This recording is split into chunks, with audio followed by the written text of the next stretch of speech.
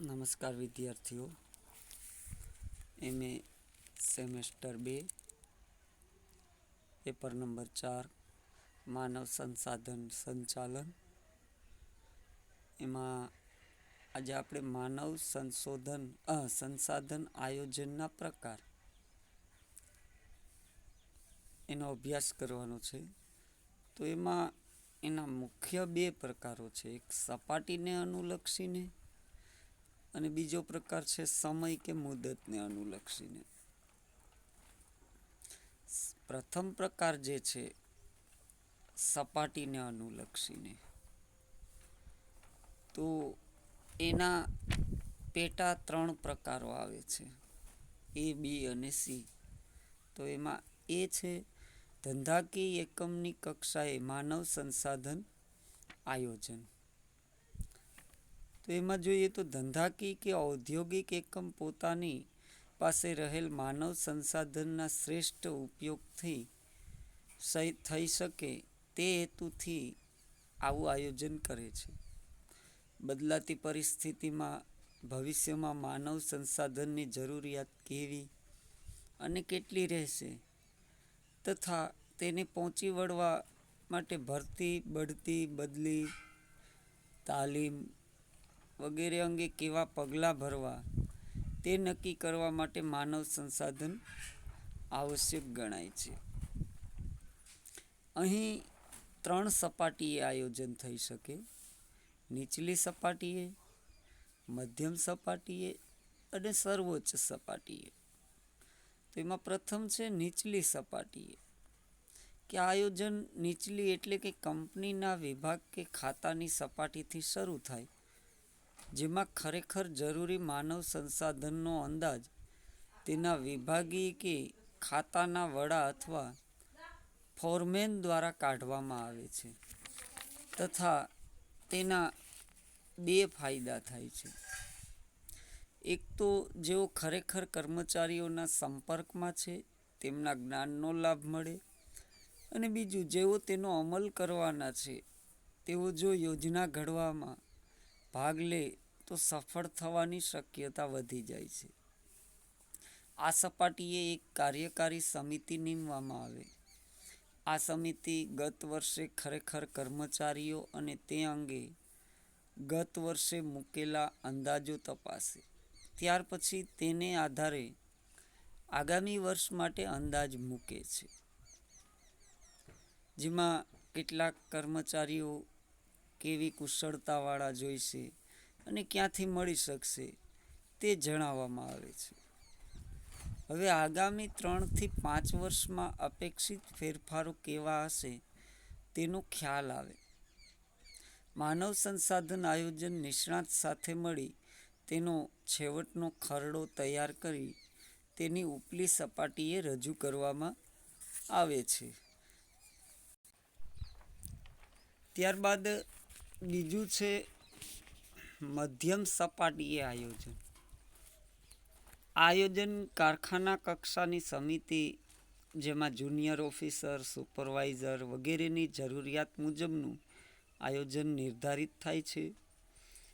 ભવિષ્યમાં કેટલા junior officer કે સુપરવાઇઝર જરૂરી બનશે તે તેમને ભરતી અને તાલીમ આપી માનવ સંસાધન આયોજન થાય છે. ત્યારબાદ ત્રીજું છે સર્વોચ્ચ સપાટીએ આયોજન, એટલે કે કંપનીના બોર્ડ ઓફ ડિરેક્ટરની સપાટીએ આયોજન થાય છે, જેમાં ખાતાવાર કે કારખાનાવાર યોજનાની વિચારણા વહીવટી સમિતિ કરે છે. જુદા જુદા ખાતાઓની યોજનાઓનું સંકલન કરી છેવટની યોજના તૈયાર કરે છે. ઉચ્ચ કક્ષાએ ઉચ્ચ અધિકારીઓ વહીવટી અધિકારીઓની જરૂરિયાત અને તેમની ભરતી, નિમણૂક અને તાલીમ વગેરેનું આયોજનપૂર્વક ખ્યાલ રાખવામાં આવે છે. તો આવી રીતના જે ધંધાકીય એકમની કક્ષાએ જે આયોજન થાય છે એ 3 પ્રકાર આવે છે. ત્યારબાદ એમાં બી, કે જે બીજો પ્રકાર છે ઉદ્યોગ દીઠ માનવ સંસાધન આયોજન. તો આ પ્રકારનો અભિગમ ખૂબ વિશાળ છે, જેમાં કોઈ એકમનો વિચાર નથી, પણ એક ઉદ્યોગ સાથે સંકળાયેલ તમામ એકમોનો વિચાર કરવામાં આવે છે. કોઈ એક વિસ્તારના એક જ ઉદ્યોગ સાથે સંકળાયેલ એકમોને આગામી ચોક્કસ સમયગાળા દરમિયાન કેવા પ્રકારના કેટલા માનવીની જરૂરિયાત રહેશે તેનો અંદાજ બાંધી તે પ્રમાણે વ્યક્તિઓને તાલીમ આપી અને તૈયાર કરવામાં આવે છે. આ કામ ઉદ્યોગની મધ્ય સંસ્થા જ કરી શકે. દાખલા તરીકે ઉદાહરણ સ્વરૂપે જોઈએ તો સુરતના હીરા ઉદ્યોગના જે માનવ સંસાધન આયોજનનું કાર્ય તે શહેરના હીરા ઉદ્યોગ એસોસિએશન દ્વારા થઈ શકે.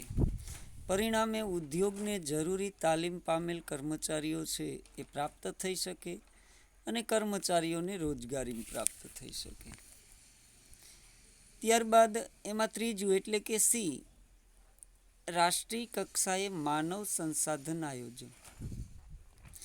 રાષ્ટ્રીય કક્ષાએ આયોજન એક કલ્યાણ રાજ્યના હેતુને વરેલ રાષ્ટ્રના અર્થતંત્રનો એક ભાગ છે, જેનો મુખ્ય આશય રાષ્ટ્રના વિકાસ માટે રાષ્ટ્રના માનવ સંસાધનનો શ્રેષ્ઠ ઉપયોગ થાય તે જોવાનો અને રોજગારીની વધુમાં વધુ તકો ઊભી કરવાનો અને ઉત્પાદકતા વધારવાનો છે.